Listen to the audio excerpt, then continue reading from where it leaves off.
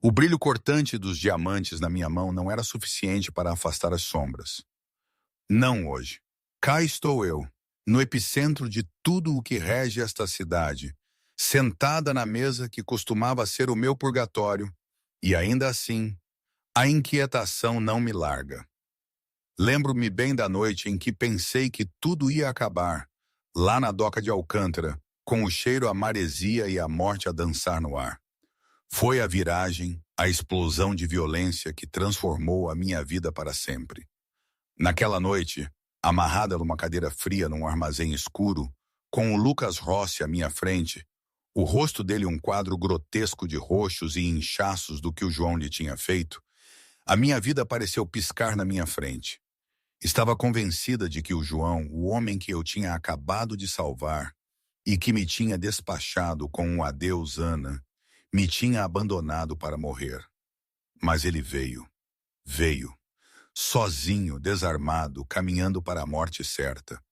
Naquele momento, no meio daquele inferno de metal e escuridão, eu pensei, será que era isso?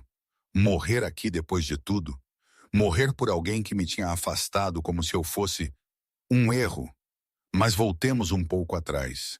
Como é que uma miúda de Alfama, com as contas da mãe na diálise a sufocar-lhe a garganta, se viu a um passo da morte por um homem como João Moreira?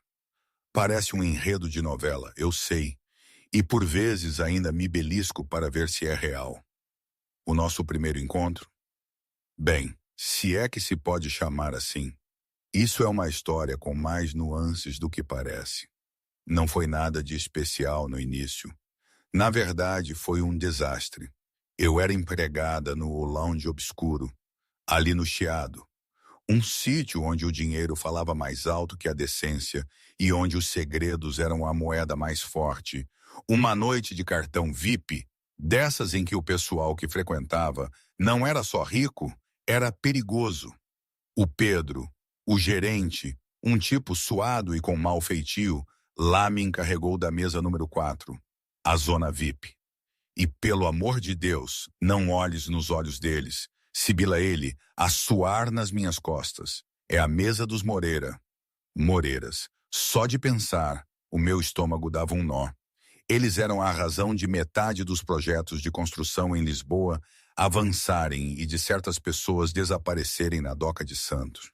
João Moreira, o chefe da família, era uma lenda urbana em carne e osso. As minhas mãos tremiam enquanto eu enchia o tabuleiro com uma garrafa de espumante que valia mais do que o meu arrendamento anual e 4 flutes de cristal. É só levar as bebidas, servir e sair, repeti para mim mesma. O cheiro a perfume caro e charutos caríssimos invadia o ar, uma névoa densa de poder e perigo. Quando cheguei à área VIP, a atmosfera mudou. O riso morreu. O ar ficou mais pesado. 4 homens sentavam-se nos sofás de couro. 3 riam, as camisas quase a arrebentar nos músculos. Mas o quarto estava em silêncio. Recostado, uma mão na borda do copo de uísque, a outra batendo um ritmo na mesa. Mais novo, talvez na casa dos 30, com traços aristocráticos e olhos de um cinzento aço. Frio. João Moreira. Aproximei-me, o olhar fixo no chão, como o Pedro me tinha mandado. O vosso champanhe, senhores, disse eu, a voz pouco mais que um sussurro.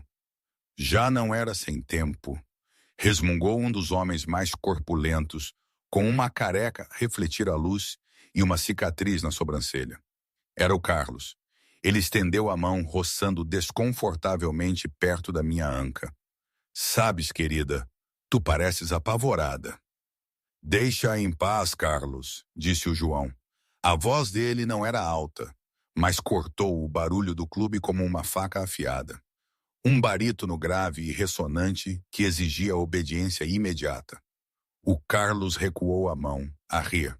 Só a brincar, chefe. Descontraia. O meu coração batia como um tambor de guerra nas minhas costelas. Pousei os copos. Peguei na pesada garrafa de espumante. Enquanto servia o primeiro copo para o João, o Carlos inclinou-se de repente para pegar num isqueiro na mesa. O cotovelo dele chocou com o meu braço. A garrafa escorregou das minhas mãos úmidas.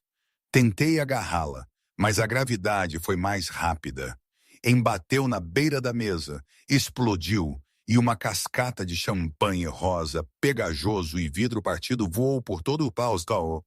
Não escorreu. Encharcou o João Moreira. Molhou o seu fato de alta costura, estragou a gravata de seda, salpicou-lhe o rosto. O clube inteiro silenciou. O DJ parou a música. Foi como se alguém tivesse sugado todo o oxigênio da sala. O Carlos levantou-se tão rápido que a cadeira caiu. "Sua estúpida!" rugiu ele, a mão a ir para o volume da arma por baixo do casaco. Eu fiquei imóvel, o rosto pálido. Soube com certeza absoluta que ia morrer. Não ser despedida. Morrer. O João limpou lentamente o champanhe dos olhos. Olhou para o fato molhado, depois para mim. A expressão dele era indecifrável, o que a tornava 1000 vezes mais aterrorizante. Eu peço imensa desculpa. Balbuciei eu, as lágrimas a inundarem meus olhos. Eu não... Ele esbarrou em mim. "Tu estás a culpar-me", gritou Carlos, contornando a mesa. Levantou a mão para me dar um estalo, mas o instinto falou mais alto. Eu não encolhi, não vacilei. Anos a ver o meu pai abusar da minha mãe. Anos a prometer a mim mesma que nunca mais seria uma vítima, incendiaram-se dentro de mim. Agarrei o pulso do Carlos em pleno ar. A multidão ofegou. Uma empregada a tocar num homem da máfia. Era inédito. Ele esbarrou em mim, disse eu, a voz a tremer, mais alta o suficiente para a mesa ouvir.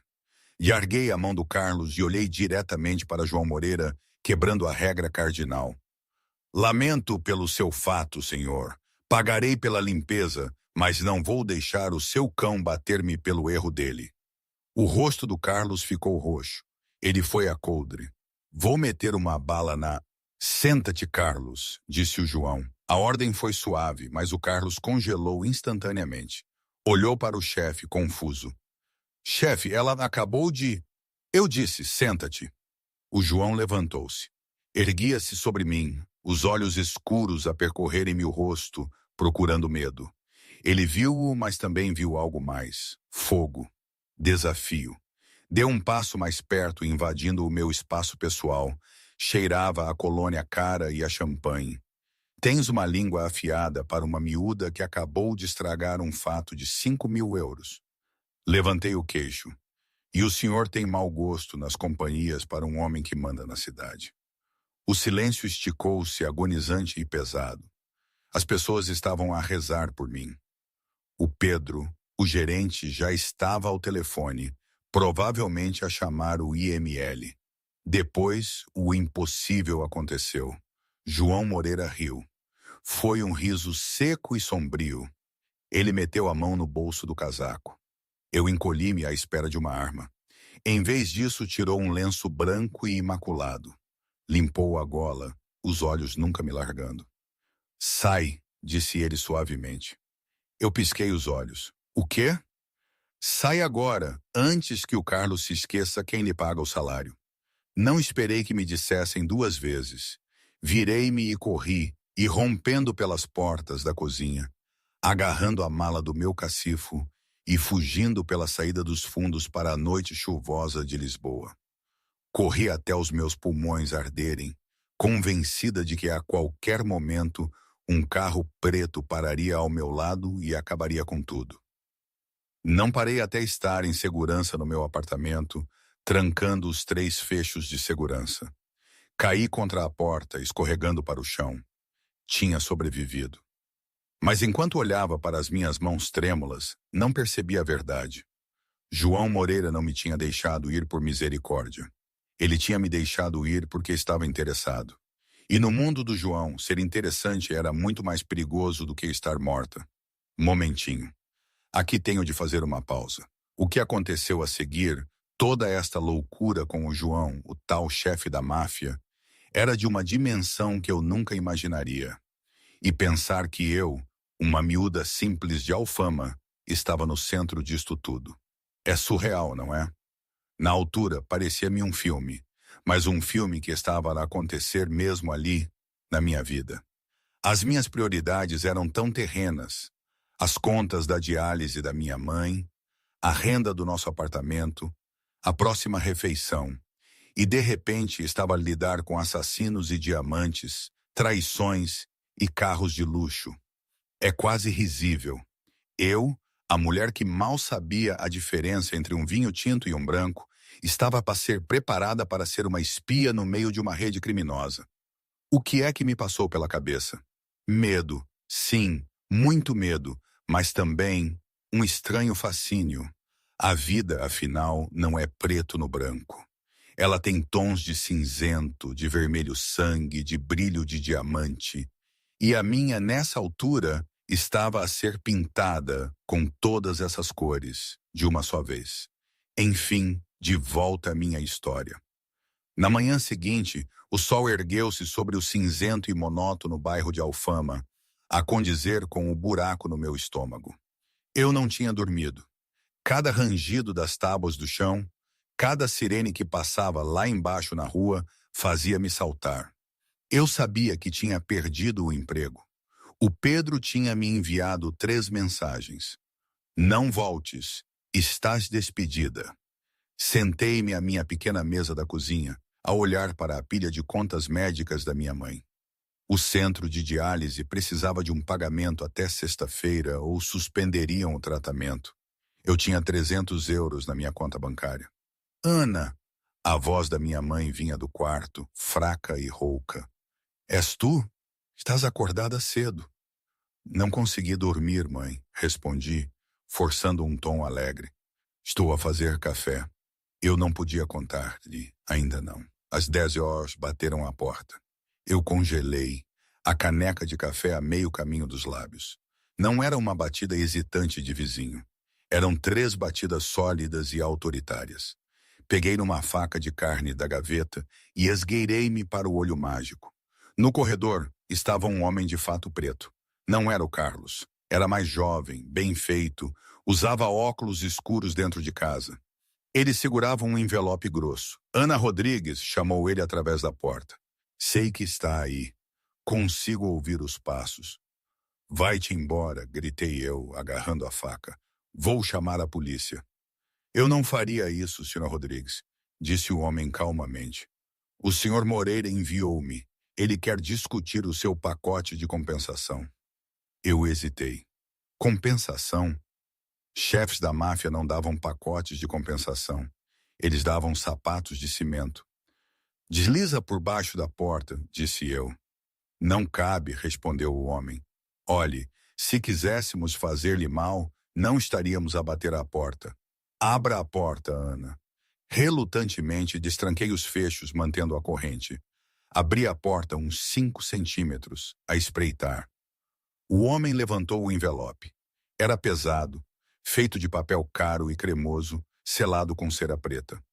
O Sr. Moreira pede a sua presença esta noite. 20 horas. Um carro virá buscá-la.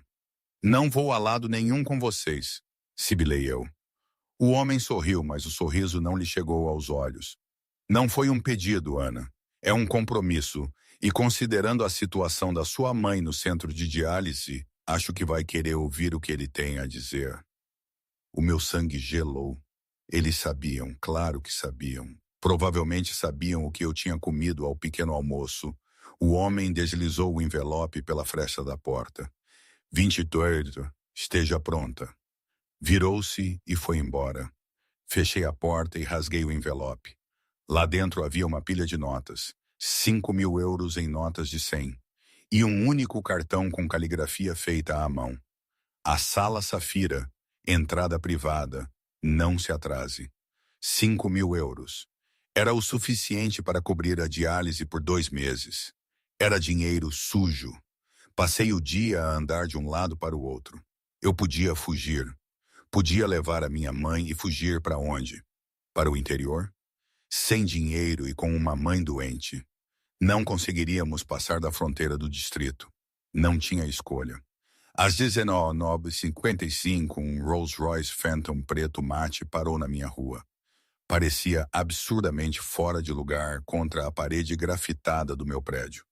Os vizinhos espreitavam pelas janelas. O motorista, um homem enorme com um pescoço de tronco de árvore, abriu a porta de trás. Entrei. O interior cheirava a couro e cedro. Os vidros eram tão escuros que não conseguia ver para fora. A viagem foi silenciosa. Atravessamos a ponte em direção à zona do Cais do Sodré. O carro parou em frente a uma porta de aço anódina num beco. Entre, rosnou o motorista. Saí as minhas pernas a tremerem nos meus saltos baratos. Empurrei a porta. Não estava numa câmara de tortura. Estava num restaurante, mas não num restaurante qualquer. Era o Ilha Dourada, um lugar tão exclusivo que era preciso conhecer o chefe para conseguir uma reserva.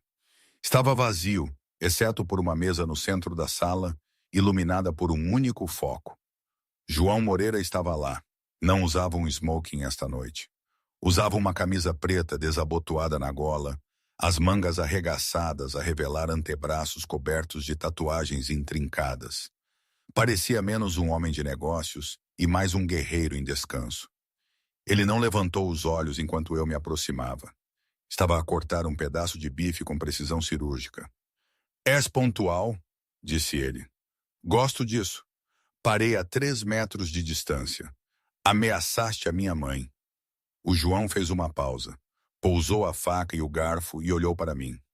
Os olhos dele eram ainda mais intensos de perto, uma mistura de carvão e ouro. Assegurei a sua presença, corrigiu ele. Sente-se. Fico de pé. Senta-te, Ana, ou o acordo que estou prestes a oferecer-te desaparece e podes voltar a limpar mesas pelo salário mínimo enquanto as contas da tua mãe se acumulam. Eu cerrei os dentes e sentei-me. Come, disse o João, gesticulando para o prato à minha frente. Filé mignon, puré de trufas, espargos. Parecia delicioso. Eu tinha vontade de vomitar. Não tenho fome. O que é que queres? Por que é que estou aqui? O João bebeu um gole de vinho tinto. Um Petrus de 2015 pousava na mesa. Tu envergonhaste-me ontem à noite, Ana. À frente dos meus associados, à frente dos meus inimigos. Pedi desculpa, disse eu desafiante. Desculpas são para padres. No meu mundo, a fraqueza é uma sentença de morte. Quando uma empregada responde a um capo e vive, as pessoas começam a perguntar-se se João Moreira está a perder o seu poder. Então vais matar-me? Perguntei eu, a voz surpreendentemente firme. Para provar um ponto. Se eu quisesse matar-te, nunca teria chegado ao carro, disse o João secamente. Não, tenho um problema diferente. Um problema que requer alguém desconhecido, alguém com fogo, alguém que consiga olhar um assassino nos olhos e não piscar. Ele inclinou-se para a frente. Tenho um infiltrado na minha organização. Alguém está a passar informações à máfia irlandesa. Preciso de os expulsar. Mas não posso usar os meus próprios homens. Não sei em quem confiar. E queres-me a mim? Ri eu, incrédula. Sou empregada de mesa, Sr. Moreira. Deixo cair bebidas. Não apanho espiões. És invisível, rebateu o João. Ninguém olha para a ajuda. Ninguém suspeita da miúda que serve o vinho. Tenho um clube privado em Cascais, o Solar dos Cisnes. No próximo fim de semana, vou organizar uma cimeira. Todos os meus homens estarão lá. O infiltrado vai fazer um movimento e tu vais estar lá, não como empregada. O João meteu a mão no bolso e tirou uma pequena caixa de veludo. Deslizei-a pela mesa. Abre. Eu abri lentamente a caixa. Lá dentro estava um anel de diamantes do tamanho de uma uva. Brilhava violentamente sob o foco de luz. Vai ser a minha noiva, disse o João calmamente, como se estivesse a falar do tempo. Engasguei-me. Desculpe? Noiva falsa, esclareceu ele. Vais fazer o papel. Uma distração. Enquanto todos se concentram na miúda que domou a fera, não vão perceber que estás a ouvir cada palavra que eles dizem.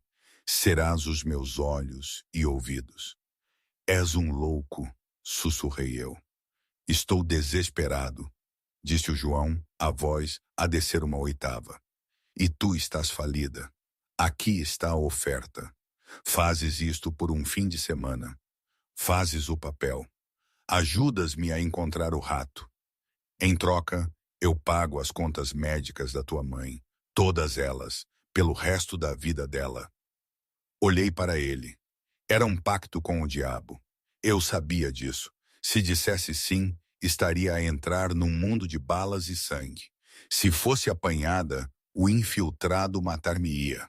Mas depois pensei no rosto cansado da minha mãe, na pilha de cartas de aviso. Olhei para o anel. Depois olhei para o homem perigoso e bonito sentado à minha frente. O que acontece se eu disser não? Perguntei.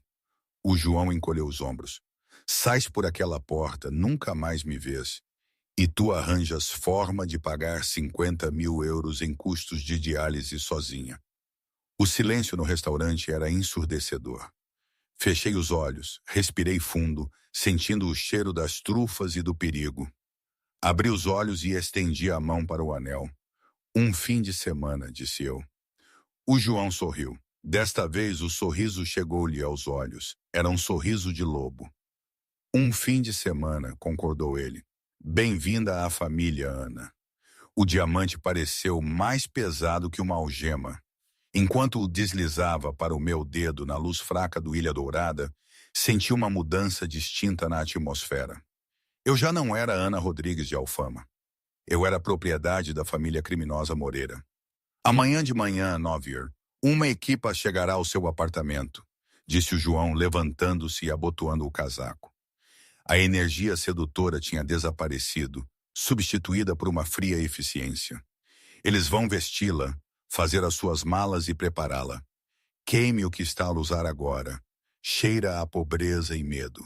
Encantador, retruquei eu, mascarando as minhas mãos trêmulas. O João inclinou-se, o hálito quente no meu ouvido. A partir deste momento, és o amor da minha vida. Tu adoras-me. Não consegues tirar as mãos de mim. E, mais importante, confias completamente em mim. Se quebrares a personagem, nem que seja por um segundo, os tubarões na água vão cheirar sangue. Compreendes? Compreendo, sussurrei eu. Bom, agora vai para casa. Dorme um pouco. Vais precisar. Ele não me ofereceu boleia. Saiu pela porta de trás, flanqueado por duas sombras que se materializaram da cozinha. Eu fiquei sozinha sob o foco de luz, o enorme diamante a brilhar ironicamente na minha mão. No dia seguinte, o meu pequeno apartamento foi invadido. Uma equipa de 3 mulheres sisudas, lideradas por uma estilista austera chamada Sofia, desceu sobre mim. Não pediram permissão, assumiram o controlo. O meu guarda-roupa foi esvaziado para sacos do lixo, os meus jeans gastos, as minhas camisolas confortáveis, tudo desapareceu. No lugar delas vieram sacos de roupa cheios de seda, cachemira e couro italiano. Vestidos que custavam mais do que o carro da minha mãe, saltos tão altos que pareciam armas. A Sofia sentou-me em frente a um espelho de maquilhagem portátil. O senhor Moreira prefere beleza natural, disse a Sofia com um forte sotaque da Europa de Leste, puxando o meu cabelo para trás com força. Mas natural caro. Durante 3 horas, depilaram, poliram e pintaram. Quando finalmente me olhei ao espelho, ofeguei. A rapariga que me olhava não era a empregada cansada que se preocupava com as contas da eletricidade. Aquela mulher parecia confiante, perigosa e intocável. Usava um macacão de cachemira creme que vestia como uma segunda pele, e o meu cabelo escuro caía em ondas perfeitamente brilhantes. Parecia dinheiro. Parecia a mulher de um chefe da máfia. Ao meio-dia, o Rolls-Royce preto voltou. Desta vez, o João estava lá dentro. Levantou os olhos de um tablet enquanto eu deslizava para o banco de couro ao lado dele. Os olhos dele percorreram-me dos pés à cabeça, uma avaliação lenta e possessiva que me fez a pele arrepiar. Ele não sorriu, mas vi um brilho de satisfação no seu olhar escuro. Adequado, murmurou ele voltando ao tablet. Bom dia para si também, querido, disse eu secamente, testando o terreno. O lábio do João tremeu. Cuidado, não te excedas. Precisamos de uma história. Conhecemo-nos na Biblioteca Nacional de Portugal, na sala de leitura principal. Deixaste cair uma pilha de livros de história da arte. Eu ajudei-te a apanhá-los. Eu ri. O senhor numa biblioteca? O João virou-se para mim, a expressão dele séria. Eu leio, Ana. Sun Tzu, Maquiavel, Marco Aurélio. Não confundas brutalidade com ignorância. Os inteligentes são aqueles a quem deves temer. A viagem para Cascais levou 2 horas.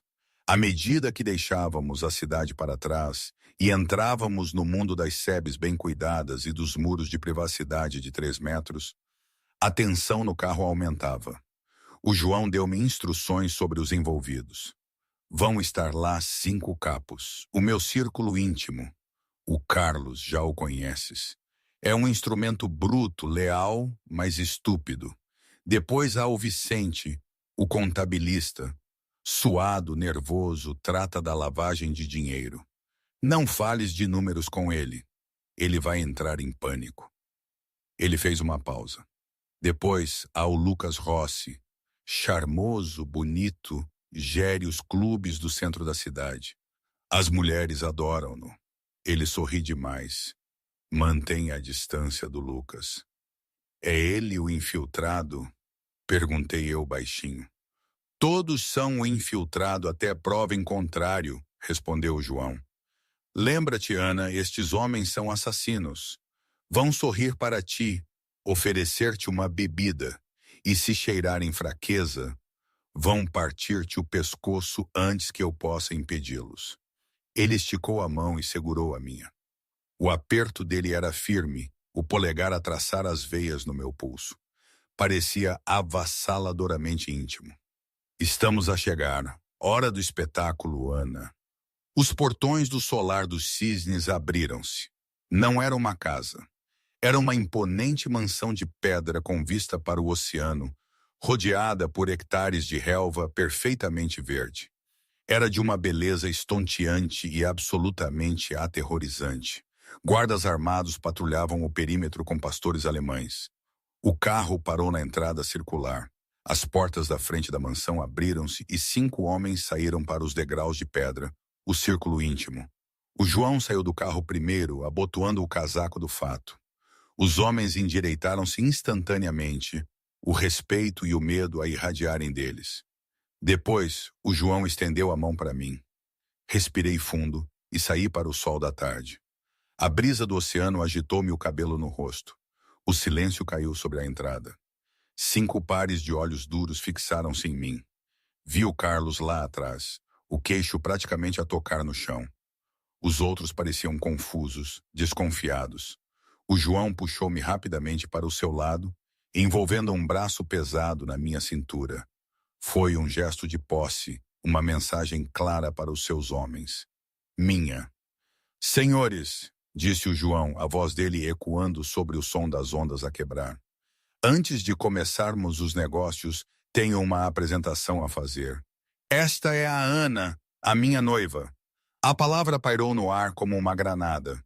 Um homem bonito na frente, com o cabelo bem penteado e um sorriso de 1000 watts, deu um passo à frente. Lucas Rossi. Noiva, disse o Lucas, a voz suave como veludo, os olhos a dançarem sobre mim com uma intensidade desconfortável. João está cheio de surpresas. Nem sabíamos que estavas a namorar. Eu prezo a minha privacidade, Lucas. Tu sabes disso, disse o João friamente, puxando-me mais para si. Bem, o Lucas aproximou-se pegando na minha mão livre e levando-a aos lábios. Os olhos dele, de um verde impressionante, fixaram-se nos meus. Ela é deslumbrante, um diamante entre rochas. Bem-vinda à família querida. Ele beijou os meus nós dos dedos. Os lábios dele eram quentes, mas os olhos dele eram frios como gelo. Senti o João encolher-se ao meu lado. Puxei a mão lentamente, forçando um sorriso deslumbrante. Obrigada, Lucas. disse eu, a voz firme. O João contou-me tanto sobre todos vocês. Senti o João relaxar ligeiramente. Eu tinha passado no primeiro teste. Não tinha vacilado. Enquanto subíamos os degraus para a mansão cavernosa, percebi a terrível verdade da minha situação. Eu estava presa numa prisão luxuosa com 5 leões e um lobo muito perigoso, e tinha de descobrir qual leão estava a tentar matar o lobo antes que todos se virassem contra mim. O interior da propriedade de Cascais era um testemunho de dinheiro antigo e violência nova. Os tetos tinham 9 metros de altura, adornados com frescos. Os pisos eram de mármore importado que ecoavam a cada passo, mas por baixo da beleza havia uma corrente subterrânea de ameaça. O pessoal movia-se como fantasmas, os olhos desviados, aterrorizados de fazer barulho. O jantar naquela noite foi servido na grande sala de jantar. Uma mesa longa o suficiente para sentar 50 estava posta para apenas 7. O João sentou-se à cabeceira comigo à sua direita. Os 5 capos estavam espalhados, garantindo que não pudessem haver conversas privadas. A atmosfera era sufocante. O ar cheirava a pato assado, vinho tinto pesado e testosterona. Então, Ana, começou o Vicente, o contabilista, limpando o suor do lábio superior com um guardanapo de linho. Ele era um homem pequeno e nervoso, cujo fato parecia 2 tamanhos maior. Onde é que encontraste o nosso João? Pensávamos que ele era casado com o negócio. Senti 5 pares de olhos a mudarem para mim. Era este o teste da história de fundo. Sorri, esticando a mão para pousar casualmente no antebraço do João. O músculo dele era duro como uma rocha por baixo da manga do fato. Na Biblioteca Nacional, na verdade. A sala de leitura principal. O Carlos bufou para o copo de vinho. A biblioteca? O João? Eu levava demasiados livros de história da arte renascentista. Continuei eu, embelezando a mentira suavemente. Deixei-os cair mesmo aos pés dele. Fiquei mortificada, mas ele simplesmente se ajoelhou e ajudou-me a apanhá-los. Começamos a falar de Miguel Ângelo. E bem, aqui estamos. Olhei para o João com um olhar adorador, praticado ao espelho. O João olhou para mim e, por uma fração de segundo, senti um choque de eletricidade genuína. Os olhos dele eram intensos, a arder nos meus com algo que não parecia ser representação. Ela cativou-me, disse o João, a voz profunda e ressonante. Ele cobriu a minha mão com a dele. Beleza e inteligência, uma combinação rara. Lucas Rossi, sentado em frente a eles, agitava o copo de vinho, observando a interação com foco de falcão. É uma história adorável, um romance turbulento, muito diferente de si, João. O senhor costuma testar os seus investimentos durante anos antes de se comprometer. Foi uma indireta, uma acusação subtil de que ele estava a pensar com a cabeça errada. O sorriso do João não vacilou, mas os olhos dele endureceram. Quando sabes, sabes, Lucas. Talvez um dia encontres algo que ames mais do que o teu próprio reflexo, e então vais compreender. A mesa ficou em silêncio mortal. O sorriso do Lucas congelou. A tensão era tão densa que eu sentia que podia sufocar. O João quebrou o silêncio espetando um pedaço de pato e segurando-o nos meus lábios. Experimenta isto, querida. É excelente. Abri a boca, permitindo que ele me alimentasse. Foi uma exibição primária de dominância e submissão para o benefício dos homens que observavam, mas o roçar das pontas dos dedos dele nos meus lábios enviou um arrepio pela minha espinha que nada tinha a ver com medo. Percebi com um choque de pânico que estava atraída por ele, pelo monstro. O resto do jantar passou num borrão de conversas codificadas. Eles falaram sobre atrasos nos envios nas docas, operações de contrabando e negociações sindicais em Lisboa, disputas territoriais. Eu ouvi tentando memorizar nomes, datas, locais, exatamente como o João me tinha instruído. Depois do jantar, os homens recolheram-se para a sala de charutos para os negócios, deixando-me sozinha. Vai para o nosso quarto, o João tinha me sussurrado. Terceiro andar, ao fundo do corredor. Não te desvies. Subi para a suíte principal. Era maior do que o meu apartamento inteiro, dominada por uma enorme cama de dossel. Os meus parcos pertences, agora complementados pelas roupas de designer, já estavam desarrumados no closet. Eu não conseguia relaxar. A adrenalina corria pelas minhas veias. Andava de um lado para o outro no quarto, o silêncio da casa enorme a pressionar-me. Eu continuava a reviver o jantar, os olhos curiosos do Lucas, a hostilidade aberta do Carlos. Às 2 da manhã, ainda não tinha dormido. A casa estava silenciosa. O João não tinha regressado. Uma sede súbita e intensa atingiu-me. Havia água na casa de banho, mas eu queria gelo. A cozinha ficava no rés do chão. Não te desvies, o João tinha dito. Mas a casa estava a dormir. Certamente eu podia esgueirar-me para baixo para ir buscar gelo. Saí do quarto descalça, ainda a usar o vestido de seda do jantar. O corredor de mármore estava frio sob os meus pés. A casa estava imersa em sombras, a luz da lua a escorrer pelas altas janelas. Cheguei à grande escadaria e desci silenciosamente. O resto do chão era um labirinto de corredores. Quando passei pela biblioteca, uma sala de 2 andares cheia de livros antigos, ouvi um barulho, uma voz sussurrada. Congelei, encostando-me à parede do lado de fora das pesadas portas de carvalho, que estavam ligeiramente entreabertas. Não, ele não suspeita de nada, sussurrou uma voz masculina. Era urgente, zangada. Ele trouxe uma miúda este fim de semana. Uma qualquer para se distrair. Está a ficar mole. O meu coração batia como um tambor nas minhas costelas. Era o infiltrado. O carregamento chega terça-feira à noite na doca de Alcântara. Contentor 45B. Sim, a heroína. Uma pausa. A pessoa do outro lado da linha estava a falar. Depois o homem na biblioteca riu. Era um som arrepiante e familiar. Não te preocupes, Ivan. Na próxima semana, João Moreira será história e a cidade pertencerá a nós. A Bratva. Ofeguei, tapando a boca com a mão. Bratva, a máfia russa. O João pensou que era a irlandesa. Ele estava errado. A ameaça era muito maior, muito mais implacável.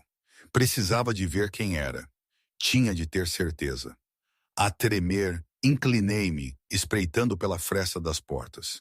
A biblioteca estava escura, iluminada apenas pelo brilho de um ecrã de smartphone. O homem estava de costas para a porta, olhando pela janela em direção ao oceano. Ele virou-se lentamente, a andar de um lado para o outro enquanto ouvia. A luz da lua captou o seu perfil. Cabelo bem penteado, um fato à medida. Era Lucas Rossi, o charmoso, aquele sobre quem o João me tinha avisado. Recuei bruscamente com a respiração presa na garganta. Tinha de voltar para cima. Tinha de contar ao João. Dei um passo para trás, preparando-me para me virar e correr. Cric! A velha tábua do chão rangeu alto no silêncio. A voz na biblioteca parou instantaneamente. Quem está aí? Sibilou Lucas. Eu não esperei. Virei-me e corri para as escadas, a adrenalina a alimentar a minha fuga. Atrás de mim, ouvi as portas da biblioteca abrirem-se com estrondo e passos pesados a bater no mármore. Mármore a darem-me caça. O coração do João, neste preciso instante, apertou-se com uma intensidade quase física. Ele tinha acabado de sair do quarto de Ana, um hábito que detestava, mas necessário para manter as aparências entre os seus homens. Deixá-la sozinha, mesmo depois do que partilharam, era um golpe para ele, mas a sua mente racional berrava. Perigo. Estava no escritório do piso de baixo, a verificar os últimos relatórios, a tentar encaixar as peças do puzzle sobre o infiltrado. A intuição dizia-lhe que algo não batia certo. O Luca era demasiado suave, demasiado prestativo, sempre a sorrir, Mas ele era um irmão há anos. A traição doía mais do que qualquer tiro.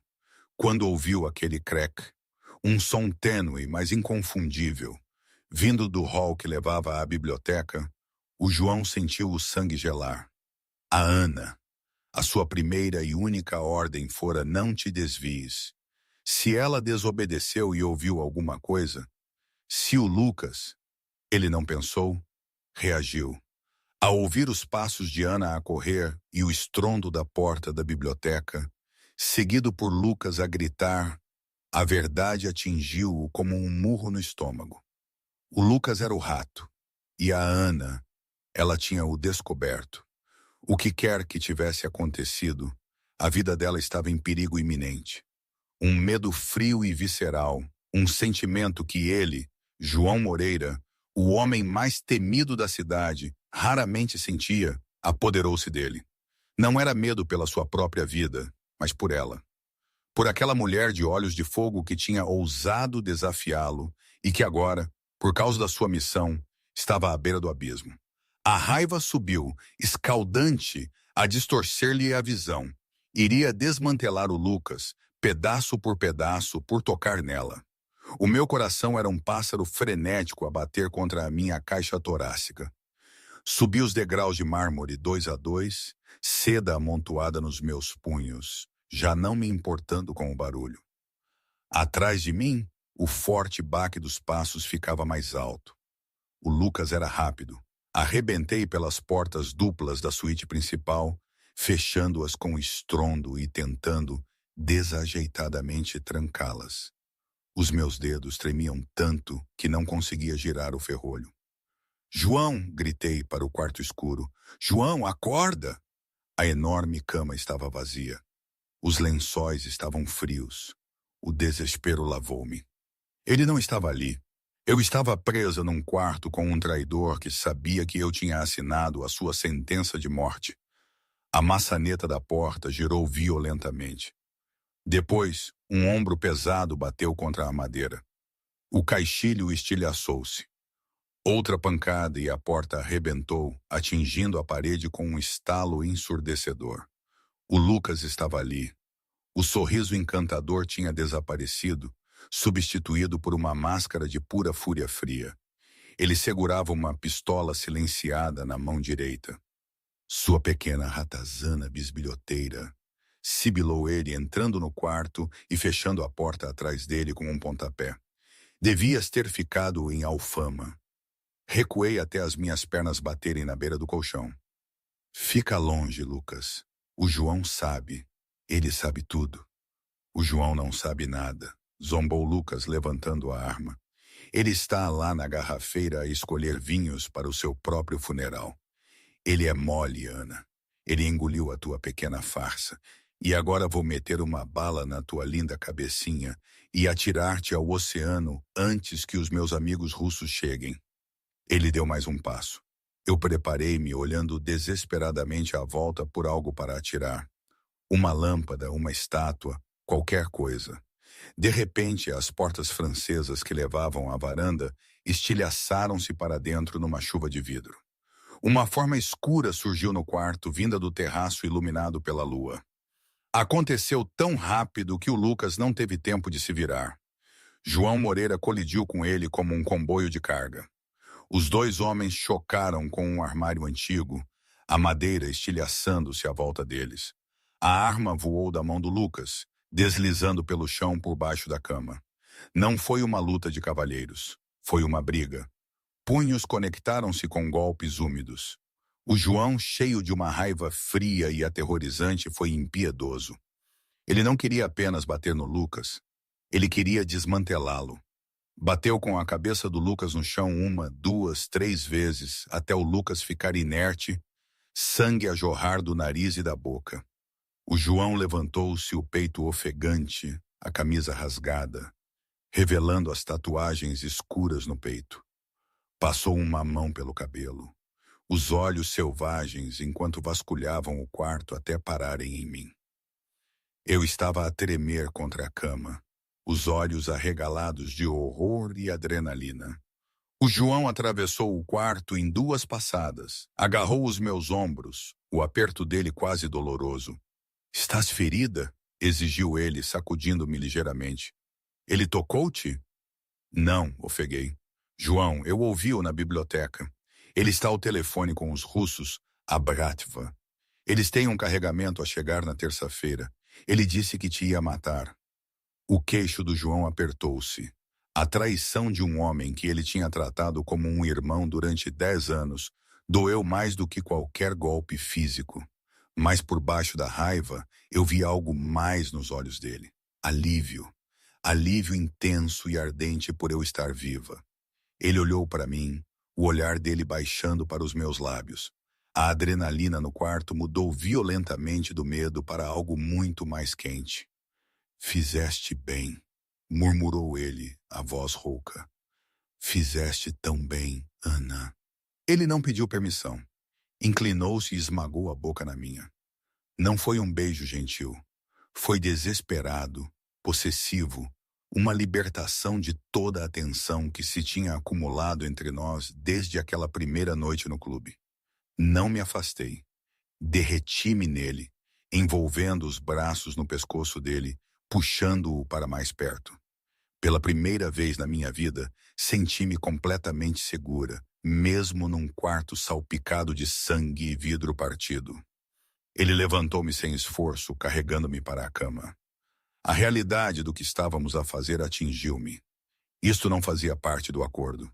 Isto era real, e apaixonar-me por João Moreira era a coisa mais perigosa que eu podia fazer. Mas enquanto as mãos dele se moviam sobre o meu corpo, apagando o medo da última hora, percebi que já era tarde demais. O sol da manhã era brutal, expondo os destroços do quarto. O Lucas tinha desaparecido, arrastado pelos guardas à meio da noite para a cave à prova de som da propriedade. Acordei sozinha na enorme cama. Os lençóis cheiravam a colônia do João, suor e algo metálico. A memória da noite anterior atingiu-me com a força de um golpe físico. A paixão tinha sido intensa, quase assustadora na sua crueza. Encontrei o João no andar de baixo, no seu escritório, completamente vestido com um fato cinzento impecável, a olhar para o oceano. Ele segurava um copo de uísque, embora fossem apenas 9 horas. Ele não se virou quando eu entrei. O carro está pronto. Leva-te de volta para a Alfama. A voz dele estava desprovida de emoção. O amante apaixonado de horas antes tinha desaparecido, substituído pelo chefe. Senti um nó frio formar-se no meu estômago. É isso. Acabou. O João finalmente virou-se. O rosto dele era uma fortaleza. O acordo está concluído, Ana. Encontraste o infiltrado. As dívidas da tua mãe estão pagas na totalidade. Verifiquei esta manhã. Ela nunca mais se preocupará com dinheiro. Não foi só um acordo ontem à noite, João. Sussurrei eu, odiando como a minha voz soava fraca. Ele veio até mim, parando a centímetros de distância. Não me tocou. Ontem à noite foi adrenalina. Foi um erro. O meu mundo está prestes a entrar em guerra com a máfia russa. Vai ficar feio. Não há lugar para ti nisso. Estás a afastar-me para me proteger. Desafiei eu. Estou a mandar-te embora porque és um estorvo. Ele mentiu, os olhos dele sem brilho. Adeus, Ana. Ele virou-me as costas. Foi uma dispensa. De coração partido e sentindo-me completamente usada, agarrei a minha pequena mala de roupas originais e saí da mansão. O Rolls Royce preto esperava. O motorista era novo, não o gigante de antes. Este era mais jovem, com um tique nervoso no maxilar. Para a Alfama, senhorita, disse ele sem me olhar no espelho retrovisor. Enquanto os portões da propriedade se fechavam atrás de nós, encostei a cabeça à janela fria e chorei em silêncio. Eu tinha sobrevivido à máfia, salvado a minha mãe e perdido o meu coração, tudo num fim de semana. Já estávamos a conduzir a 1 hora quando percebi que algo estava errado. Não estávamos a ir para o oeste em direção à cidade. Estávamos a ir para o interior do concelho, em direção à área industrial da doca de Alcântara. Onde vais? Sentei-me, o pânico a surgir. Este não é o caminho para a Alfama. Trânsito, senhorita, e estou a cortar caminho, murmurou o motorista, a suar profusamente. Para o carro, ordenei eu, esticando a mão para a maçaneta da porta. Estava trancada. O bloqueio para crianças estava ativado. Eu disse para parares o carro. O motorista bateu nos travões, mas não porque eu lhe disse. Uma grande carrinha tinha se metido à frente deles, bloqueando a estrada estreita entre dois armazéns dilapidados. Antes que eu pudesse gritar, as portas da carrinha abriram-se. 4 homens de balaclava saltaram, carregando espingardas de assalto. Eles cercaram o Rolls Royce. O motorista destrancou as portas.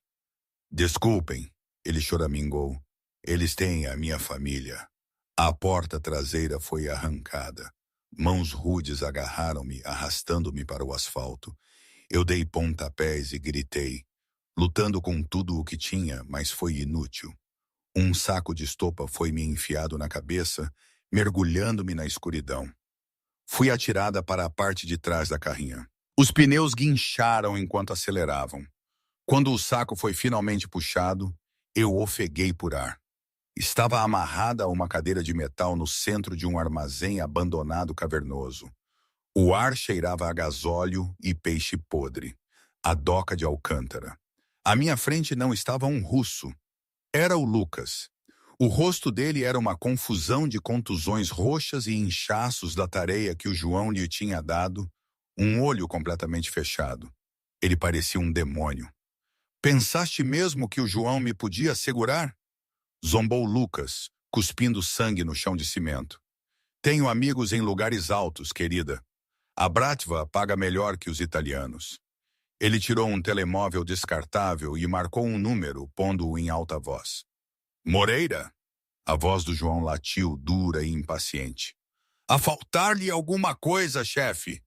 Provocou o Lucas no telemóvel. Houve um compasso de silêncio do outro lado. Um silêncio aterrador e mortal. Lucas? A voz do João era pouco mais que um sussurro, mas carregava mais ameaça do que um grito.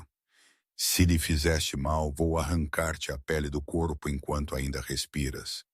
Lucas riu, um som úmido e gorgolejante. Ele veio até mim e agarrou-me um punhado de cabelo, puxando-me a cabeça para trás brutalmente. Diz olá ao teu namorado, Ana. Eu cerrei os dentes, recusando dar-lhe essa satisfação. Lucas deu-me um estalo forte na cara. Gritei involuntariamente. Ana! O João rugiu pelo telemóvel. Ela está bem por agora, disse Lucas, limpando a mão nas calças.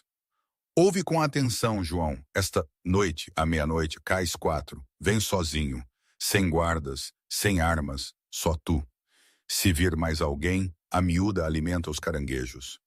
Estarei lá, disse o João instantaneamente. Eu sei que sim, porque és mole. E esta noite a Bratva e eu vamos retomar esta cidade sobre o teu corpo morto. Lucas desligou o telemóvel e sorriu torto para mim. Ele vem salvar-te, princesa, e vai direto para um matadouro. O ar no cais 4 era denso com nevoeiro e o fedor da água estagnada do porto. A meia-noite tinha chegado e passado, deixando as docas num silêncio sufocante, quebrado apenas pelos gemidos distantes de guindastes de metal a assentarem ao vento.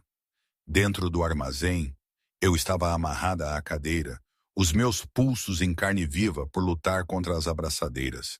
A minha bochecha latejava onde o Lucas me tinha batido.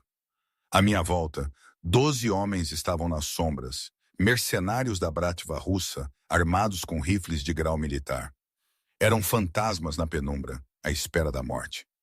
Lucas Rossi andava de um lado para o outro em frente às portas abertas da baía, verificando o relógio.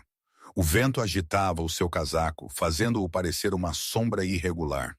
Ele está atrasado, um dos russos resmungou, ajustando o aperto na AK-47. Ele não está atrasado, zombou Lucas, carregando a sua pistola. Ele está a hesitar. O grande João Moreira está com medo. De repente, o som de um único par de passos ecoou no cimento lá fora. Clique, clique, clique. Lento, deliberado, calmo. Lucas fez um sinal aos homens. Eles levantaram as suas armas, apontando para o nevoeiro revolto. Da neblina, uma figura emergiu. João Moreira entrou na luz dos holofotes do armazém. Ele usava um casaco de trincheira preto, as mãos bem visíveis de lado, as palmas abertas. Estava sozinho, sem guardas, sem reforços, apenas um homem a caminhar para um pelotão de fuzilamento. O meu coração partiu-se. Ele tinha mesmo feito isso. Tinha vindo para morrer por mim. João, gritei eu, a voz falhada. É uma armadilha. Sai daqui. Lucas virou-se e apontou a arma à minha cabeça. Cala-a! Um dos russos tapou-me a boca com fita adesiva. Lágrimas escorriam pelo meu rosto enquanto eu olhava para o João. O João parou a 10 metros de distância. O rosto dele era uma máscara de calma aterrorizante. Ele não olhou para as armas apontadas ao seu peito. Olhou apenas para mim. Observou o hematoma na minha bochecha, o medo nos meus olhos, e uma escuridão passou pelo seu rosto, que era mais fria que o Oceano Atlântico atrás dele. Estou aqui, Lucas, disse o João. A sua voz não ecoou. Cortou o ar. Deixa-a ir. Lucas riu, dando um passo em frente. Sentia-se invencível. Realmente és um tolo, João. Achas que a vou deixar ir? Ela é uma ponta solta e tu és uma relíquia. Eu honrei os termos, disse o João. Vim sozinho, desarmado. E isso, Lucas sorriu, levantando a arma para a apontar diretamente ao coração do João. Foi o teu último erro. A Bratva não faz acordos. Nós fazemos tomadas de poder. Verifica o contentor, disse o João suavemente. Lucas piscou os olhos. O quê? O carregamento que querias. Contentor 45B. A heroína está mesmo ali atrás de ti. O João acenou com a cabeça em direção ao enorme contentor de transporte vermelho ao lado do qual eu estava amarrada. Verifica. Certifica-te de que o teu prêmio vale a pena morrer. Lucas apertou os olhos. A ganância cintilou no seu rosto. Abre-o, ordenou a 2 dos russos. Os homens baixaram os rifles e caminharam para as pesadas portas de aço do contentor. Destrancaram as barras de segurança com um forte clang. Vês, Ana, sussurrou Lucas, inclinando-se perto do meu ouvido. Ele está a tentar comprar a vida dele, mas não vai funcionar. Os russos abriram as portas pesadas. Lá dentro, não havia paletes de heroína. Havia escuridão. Então, 6 pontos de laser vermelhos apareceram nos peitos dos atiradores russos. Tip, tip, tip. Tiros silenciados irromperam da escuridão do contentor. Os 2 homens que abriram as portas caíram instantaneamente. Antes que Lucas pudesse processar o que estava a acontecer, uma equipa de executores táticos, vestidos com coletes à prova de bala pretos, irrompeu do contentor. Ao mesmo tempo, as janelas no alto do armazém estilhaçaram-se para dentro. Snipers. É uma emboscada, gritou Lucas, correndo para se abrigar atrás de uma pilha de caixotes. O caos explodiu. O João não correu para se proteger. Ele correu direto através dos tiros em direção a mim. As balas saltavam no cimento à sua volta. Ele moveu-se com uma graça letal, deslizando de joelhos para chegar à minha cadeira. Tirou uma faca de cerâmica da sua bota, a única arma que os detetores de metal não teriam encontrado, e cortou as minhas amarras. Fica no chão, rugiu ele, protegendo o meu corpo com o seu enquanto uma saraivada de balas mastigava o chão onde eles estiveram segundos antes. Disseste que vieste sozinho, gritei eu por cima do barulho do tiroteio, arrancando a fita da minha boca. Menti, gritou o João, puxando uma pistola do coldre de um russo caído e atirando de volta cegamente. Comprei a empresa de contentores há 3 horas. Os meus homens estão dentro dessa caixa desde o meio-dia, à espera do sinal. O armazém era uma zona de guerra. Os homens do João eram de elite, disciplinados. Os rufias da Bratva estavam a cair rapidamente. Lucas, percebendo que estava a perder, fez um movimento desesperado. Ele viu uma abertura e correu para as portas da baía em direção a uma lancha atracada no cais. "Ele está a fugir!" gritei eu apontando. O João olhou para o traidor em fuga, depois para mim. "Fica aqui, não te mexas." Ele partiu atrás do Lucas. Lucas chegou à beira do cais, desajeitando-se com a corda do barco. Ouviu passos e virou-se, levantando a arma. O João foi mais rápido. Ele não disparou. Ele derrubou o Lucas e os dois homens caíram da beira do cais, mergulhando na água preta e gelada lá embaixo. "João!" gritei eu, levantando-me rapidamente e correndo para a beira. A água agitou-se violentamente. Bolhas e espuma subiram à superfície. Depois, silêncio. Agarrei no corrimão enferrujado, o meu coração a parar. "João!" Durante 10 segundos agonizantes, não houve nada, apenas a água preta a lamber a madeira. Depois, uma mão bateu no degrau da escada. O João puxou-se para cima, encharcado, ofegante. Ele arrastou um corpo mole consigo. Lucas. Ele atirou Lucas para o cais. O traidor estava a tossir água, mal consciente, a tremer violentamente. O João ficou em pé sobre ele, a água a escorrer do seu casaco de trincheira. Parecia um deus da vingança a emergir do mar. Lucas olhou para cima, os olhos cheios de terror. "João, por favor, somos família." Eu estava confuso. "Não és família", disse o João, a voz desprovida de qualquer humanidade. "És uma doença." O João não levantou uma arma, simplesmente virou as costas ao Lucas. Das sombras do armazém, o Carlos saiu. Ele segurava uma pesada corrente. "Trata do lixo, Carlos", comandou o João. O João caminhou na minha direção. Ele não se importava com o traidor a tremer atrás dele ou com o som da corrente a chocalhar. Ele só se importava com a mulher ali no nevoeiro. Eu não esperei. Corri para ele, chocando com o seu peito molhado. Ele envolveu os braços à minha volta, enterrando o rosto no meu pescoço. Ele estava gelado, mas o abraço dele era fogo. "Acabou", sussurrou ele no meu cabelo. "Finalmente acabou. E hoje, não sei bem. Às vezes penso que foi a melhor coisa que me podia ter acontecido. Aqueles dias de medo constante, de ter de equilibrar as contas da diálise da minha mãe, as preocupações, tudo isso se transformou numa realidade que ainda me surpreende. Vês, a minha mãe vive agora numa casa linda, na Aroeira, perto do mar, a poucos minutos de Lisboa. Já não precisa de se preocupar. E eu sou a mulher ao lado de João Moreira. Esta noite, no lounge obscuro, sinto o peso do anel no meu dedo, mas também a força que ele me deu. Olho para o Pedro, o gerente, que ainda treme à nossa vista.